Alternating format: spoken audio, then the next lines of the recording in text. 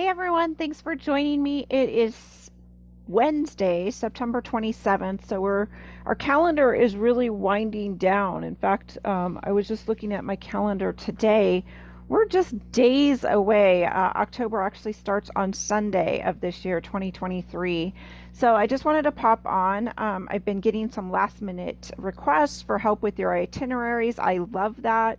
I am around the next day or two and can take your calls, but give it a try. I also wanted to just pop on TripAdvisor because I know there's always people over there that could really use all my years of experience. Jeff Folger, a shout out to him. He's got a great blog if you're looking for where to photograph covered bridges, where to taste maple syrup. He and Lisa are out on the road. They'll be out again this autumn and they will be reporting, so follow for updates. They have an active Facebook page as well where spotters are uploading pictures. But double check webcams as well. I'm going to post some of the webcams I like to use. And as I said, just a quick update on planning tips. Watch the airfare, so maybe months in advance you can secure your airfare. I got a great tip from someone the other day. They'd actually booked a couple different airline tickets, and as it gets closer, they're going to choose which airline ticket to use and which one to get a credit, I guess, for future travel. I guess that's one way to kind of hedge your bets when you don't know. The same is true for room lodgings. I know I often say book early, and Jeff Folger says book early if you actually want a bed. Otherwise, you end up with the super expensive places and then the places that are like, maybe they'll do, but maybe sleeping in your car, hate to say it, becomes a last resort. It does get dark this time of year. You may be noticing in your own neighborhood that it is getting darker. We are seeing that shift to the earlier darkness. But in New England, 6 o'clock, 6:30 at best, it's dark out. You're not going to be seeing fall leaves at least. You might be able to sample some great cocktails or be sitting by a cozy fire, sharing and looking through your photos that you took for the day. But, and that's the other thing, get out from behind the camera. I often say this. I know Jeff Foliage probably is saying this as well,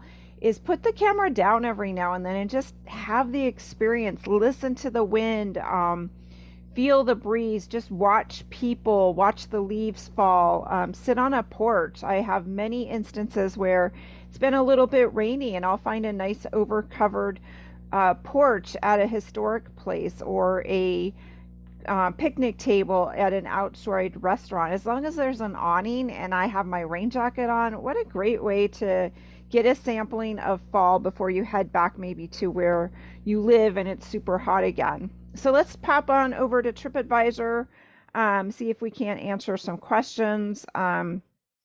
Here's one that was posted a few days ago. 9-day early October itinerary help. John D from Israel, if you happen to watch this video. Looks like you are planning, you don't say what your dates are, and you just say day 1 through day 9. So that part, you say early October. So I don't know if you're flying in on Sunday and starting in Litchfield, Connecticut. Looks like you're visiting Boston. It's too bad, honestly, you can't flip the trip and start in Upper Vermont, start in Stowe, Woodstock, Vermont, even starting in Bar Harbor and working your way down to Boston by zigzagging. You could do Bar Harbor, head over to Conway, and then head into Vermont, and then zag through Lower Vermont, Upper Massachusetts, the Mohawk Trail, and get to Boston that way. That's just I would, if I could, I'd rearrange your list of spots. You've got Litchfield, Boston, Portland and Camden, great places. Bar Harbor, Maine, beautiful. Make sure you have reservations in that area. It is Acadia National Park, and it's usually busy. More and more people are able to travel and are getting out. If you want to catch sunrise up at the top of Cadillac Mountain, you will need to make a reservation for that. There are limited parking spots up there, so be sure you go on the website and do that. Can't stress that enough. Same with going to the Flume Gorge. They have timed entry to that, and that's in New Hampshire. It's a granite gorge, beautiful in the fall. You've got the waterfalls. In the gorge itself, you're in the granite walls with the waterfalls. The trees are kind of surrounding the area before you get to the gorge and before you start walking all those steps. There are a lot of steps. So if you have problems with knees or just walking in general, you may want to go to the website and kind of read and decide if that's your best use of your knees. There's other places to get some great waterfalls. The basin, for one, off of Route 93, it's just a simple pull off, and it's an accessible trail. It's an easy to walk trail. Stowe and Woodstock, it looks like you're ending your trip in New York City.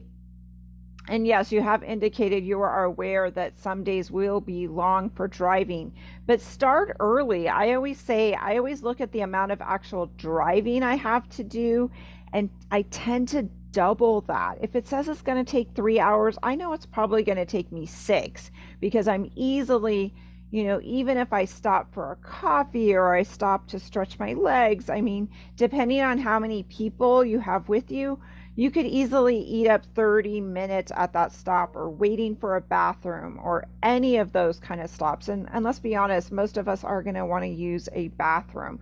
So be mindful of that. And also take care of the local businesses. If you're stopping at a place to use the restroom, please buy something. I mean, it does cost money and upkeep and employees that are cleaning these bathrooms.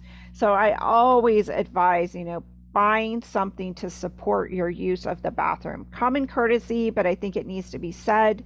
You may have been seeing the reports around Woodstock. Certain private roads will be closed. Sleepy Hollow is a private home. It is not a place that you can go and say buy crafts or buy cheese. I think there's been a misconception the last several years, which has been why people have Sleepy Hollow Farm on their itinerary and don't realize that it's not a place, it's someone's private house. It'd be if we put your private house out on the internet and said, hey, Red Door Corvette house, then you might be like, oh, wow, what is that? And called it, I don't know, something amazing and interesting. But be mindful of that. Be mindful when you're taking photos, if you're, that you're staying on public property. Watch for no trespassing signs. I think we just need to be mindful of that. So my input on this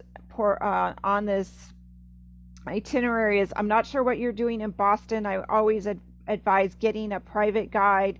There's several that do tours of Boston, or if you're on a budget, Free Tours on Foot does tours, and you tip what you feel the tour is worth. You often get college students and locals that love their community and are really doing it for the joy of sharing. That's kind of how I feel sometimes. I feel like I should just be a nonprofit and just share what I love, because I am that passionate about sharing the places I've been and giving you tidbits and tips. But we also all have to eat and put gas in our car every day. So look at those free tours by foot. Tours by Locals is another website. Again, if you're going to Jackson, New Hampshire, Lincoln and Franconia, double check restaurants. Depending on how large your group is, you may want to put in a reservation. Places do get busy, and sometimes they are closed at various times. So maybe even look at where you're staying. Maybe you just want to pick up some sandwiches. There's some great shops, and some of the shops and local shops do close at 6 o'clock. So if you want to fit in shopping, you do need to sometimes factor that into your day. Pack light. I think that's a good tip for everyone that's traveling this year. If you don't have to check a bag, you're not potentially losing that bag. And I'm saying that for myself as well. Here, recommended itinerary guide for visitors. Let me see what this one's about. I have lived in New England all my life and have seen most of it. Okay. This list is hardly complete, but it will give us starting place for planning a trip. Wow.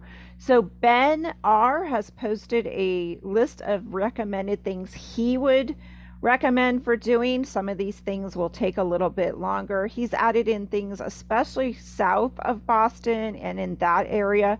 The Freedom Trail in Boston, which I just referenced, is a really great walking way to enjoy Boston.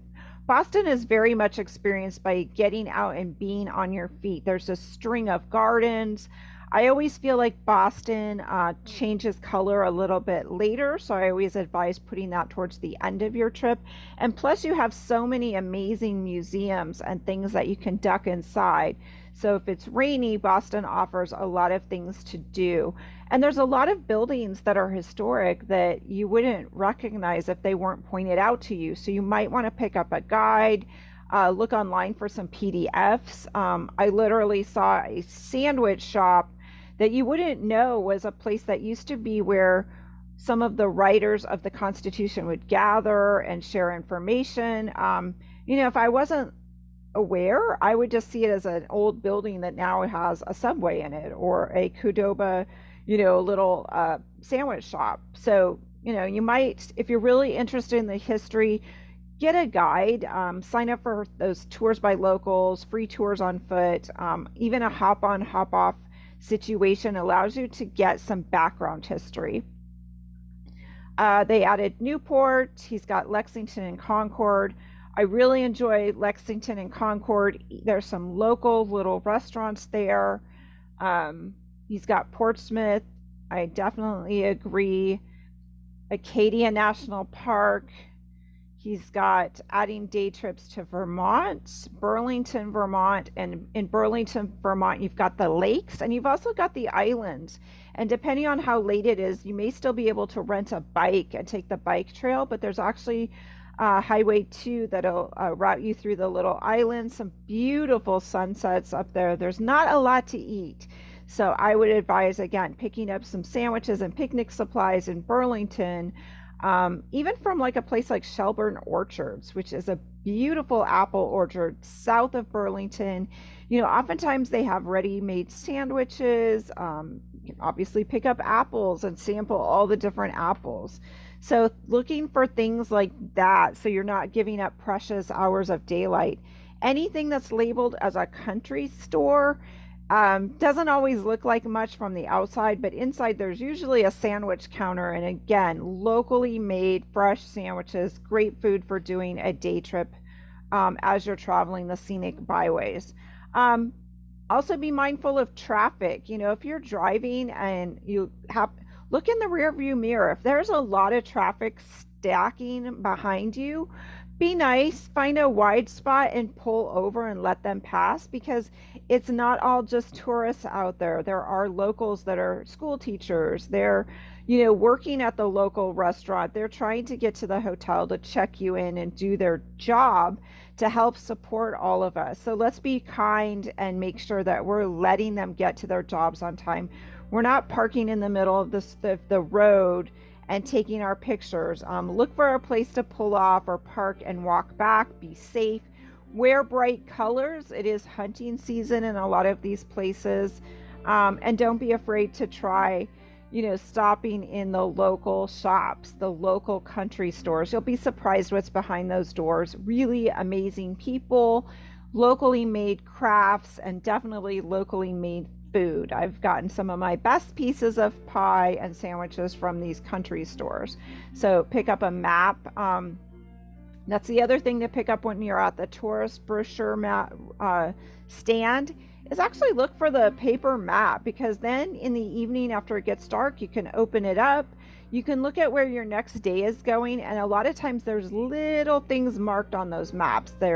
I know the Vermont map, for one, has the covered bridges on it. There's lots of things on that map to help you out. So that's my tips on that. What else do we have? New Hampshire base location advice. This one only got 2 responses. Let's see what they're looking for. Some of these areas, it's hard to have a base, because then you do spend extra time leaving and routing, circling back. So I will say that it works for some people, because you don't have to repack each day and you're not unpacking again. but you may want to start your day earlier and then getting back, just be, ending your day and driving in the dark, which for some people, not a big deal. This one, this person responded to look at Lyme, New London, and Hanover. Those are very wonderful places. Hanover, New Hampshire is beautiful. You've got Dartmouth College, and the school there, so you've got just the activities. If you look up where they're doing the sculling on the river, sometimes you can watch the boats with the rowers going down the river. There are also, oftentimes in college towns, more places that serve more inexpensive type meals, as well as fine dining. Hanover has some stunning restaurants. One in particular is, I think it's a Murphy's on the, I'd have to double check. It's something on the green, and it feels like you're literally in a library. There's bookcases and books lining the shelves around you. It feels very much like you just stepped into a movie set or stepped back into your days of college, or what you imagine an Ivy League school campus is like. So I recommend that. And if you're running late on looking for lodging, check your, you may have to check your corporate hotels. Check Airbnb, and don't be afraid to reach out.